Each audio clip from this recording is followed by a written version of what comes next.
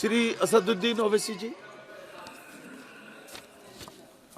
मोहतरम चेयरमैन साहब, आपका बेहद शुक्रिया। मैं इस मोशन की मुखालिफत में खड़ा हुआ हूँ। सर, मैं शुरुआत में हबीब जालिब का एक शेर पढ़ना चाहता हूँ। आप उर्दू जानते हैं और लॉ मिनिस्टर भी उर्दू जानते हैं। हबीब जालिब ने कहा था कि हुक्मरान हो गए कमीने लोग, खाक में मिल गए नगीने लोग, हर मुहिब वतन जलील हुआ, रात का फासला तवील हुआ, आमिरों के गीत जो गाते रहे वही नामो दाद पाते रहे, रहजनों ने रेजनी की थी, रहबरों ने भी क्या कमी की थी। सर, मैं अभी सुन रहा था हमारे शिंदे ग्रुप के शिवसेना के पार्टी लीडर अपनी तकरीर कह रहे थे। कहा कि 6 दिसंबर में जब बाबरी मस्जिद को शहीद किया जा रहा था तो उस वक्त के वजीर आजम नरसिम्हा राव पूजा कर रहे थे। आप ही ने कहा और कहा कि वो डिस्टर्ब नहीं करना। तो ये बड़ा अजीब मौका है कि बीजेपी की ताईदी पार्टी ये कह रही है कि नरसिम्हा राव ने कहा कि मुझे डिस्टर्ब मत करो, मैं पूजा कर रहा हूं, और जिसने रथ यात्रा निकाला, इन दोनों को मोदी सरकार ने इस मुल्क का सबसे बड़ा सिविलियन अवार्ड दे दिया, सबसे बड़ा सिविलियन अवार्ड दे दिया। तो ये बताता है कि इंसाफ जिंदा है या जुल्म को बरकरार रखा जा रहा है। तीसरी बात यह है कि सर, इस ऐवान में सियासी पार्टियां आएंगी, चले जाएंगी।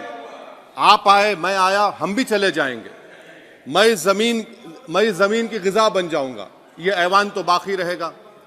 मगर सर, मैं ताजुब कर रहा हूं कि लोकसभा मुख्तलिफ आवाजों में कैसे बोल सकता है। लोकसभा तो एक ही आवाज में बोलना चाहिए, और लोकसभा भी भारत के संविधान आइन के बेसिक स्ट्रक्चर का ताबे है। और सर, ये इसलिए कह रहा हूं कि 16 दिसंबर को ये ले कर देता हूं। 16 दिसंबर 1992 को इसी लोकसभा ने एक रेजोल्यूशन पास किया था। आप इजाजत दीजिए तो मैं पढ़ता हूं सर। दिस हाउस, अच्छा, ये गुलाम नबी उस वक्त के मिनिस्टर थे, आज नहीं है, उनका नाम नहीं लेना चाह रहा था। This house strongly and unequivocally condemns the desecration and demolition of the Babri Masjid at Ayodhya by and at the instigation of forces represented among others by VHP, RSS and the Bajrang Dal, which has caused communal violence in the country. Such act of vandalism was carried out not only in violation of order of Supreme Court, but amounted to an attack on the secular foundations of our country. This House expresses anguish at the happenings and wishes to reiterate its resolve that it will ceaselessly endeavor to uphold the secular and democratic traditions of our country and for the maintenance of rule of law. और एक paragraph है, नहीं पढ़ूंगा। मैं ताजुब कर रहा हूं कि जब इस ऐवान ने एक रेजोल्यूशन पास किया तो हुकूमत आएगी जाएगी, और हुकूमत, ये मोदी हुकूमत जश्न मना रही है जो 6 दिसंबर को हुआ। तो ये एक बात है सर। चौथी बात यह है कि सर, नहीं, 6 दिसंबर के ऊपर कोई जश्न नहीं है। राम मंदिर के निर्माण की जो प्रतिष्ठा हुई है उसको संबोधन कर रहा है, और वो सर्वोच्च न्यायालय के द्वारा तथ्यों के आधार पर दिए गए निर्णय के कारण से हुआ है। सर्वोच्च न्यायालय का निर्णय है, तो तथ्यों के आधार पर निर्णय है। वो विषय आपने बोल दिया, ठीक है, ओके। परंतु जो मंदिर का निर्माण है वो नियमानुसार सर्वोच्च न्यायालय के निर्णय से तथ्यों को देख करके। और एक सेकंड, आप इस्लाम के बहुत जानकार हैं, विद्वान हैं वैसे भी अब कानून के। यदि किसी अन्य धर्म के स्थान पर मस्जिद बनाई जाए तो शायद उसको मान्य नहीं किया जाता। अभी एएसआई ने, सुप्रीम कोर्ट ने स्वीकार किया है कि वहां पर राम मंदिर था। तो इस विषय केवल यह है कि वहां पर राम मंदिर ठीक बना कि नहीं बना, वो विषय हो गया। तो कृपया इस पर यदि आप कुछ बोले तो बोलें प्लीज।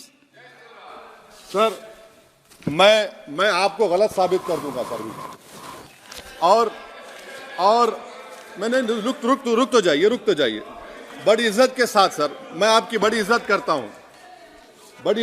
हूं सर। आपको मैं कोट कर रहा हूं सुप्रीम कोर्ट का जजमेंट, पैराग्राफ 1222 रोमन 17, उसमें लिखा गया है, the destruction of the mosque took place in breach of the order status को and the assurance given to this court, the destruction of the mosque and obliteration of Islamic structure was an egregious violation of the rule of law. Egregious का मतलब जो छोटी मोटी अंग्रेजी में आती है वो क्रिमिनल एक्ट कहा। और सर आपने कहा था कि वहां पर मंदिर को तोड़कर बनाया गया। सर मैं आपके सामने ये तमाम चीजें लेकर दूंगा, सुप्रीम कोर्ट के जजमेंट के पैराग्राफ्स हैं जिसमें सुप्रीम कोर्ट ने एएसआई की रिपोर्ट को नकारा। उन्होंने कहा कि मंदिर को तोड़कर मस्जिद नहीं बनाई गई थी। सुप्रीम कोर्ट ने कहा, ये सुप्रीम कोर्ट ने कहा। अब और मैं रख दूंगा, आप पढ़ लीजिए, आप पढ़ लीजिए। अच्छा सर मैं अपनी तकरीर पर आ जाता हूं, मैं अपनी तकरीर पर आ जाता हूं सर। तो मैं अपनी बात कर देता हूं सर। तो मैं ये पूछना चाह रहा हूं कि क्या मोदी सरकार एक समुदाय, एक मजहब की सरकार है या पूरे देश के मजाहिब को मानने वालों की सरकार है, जिसको नहीं मानते उनकी सरकार है? हमको बता दीजिए। क्या मोदी सरकार सिर्फ एक फिक्र और नजरिया हिंदुत्व की सरकार है? क्या इस देश का, इस गवर्नमेंट ऑफ इंडिया का कोई मजहब है? इस वतन अजीज सबके मजहब को मानता है। सर मेरा मानना है कि इस देश का कोई मजहब नहीं है। क्या ये सरकार 22 जनवरी का पैगाम देकर ये बताना चाहती है कि एक मजहब को दूसरे मजहब के मानने वालों पर गलबा और कामयाबी मिली? क्या आइन इसकी इजाजत देता है? क्या ये पैगाम आप जब ऐवान से दे रहे हैं तो 17 करोड़ मुसलमानों को आप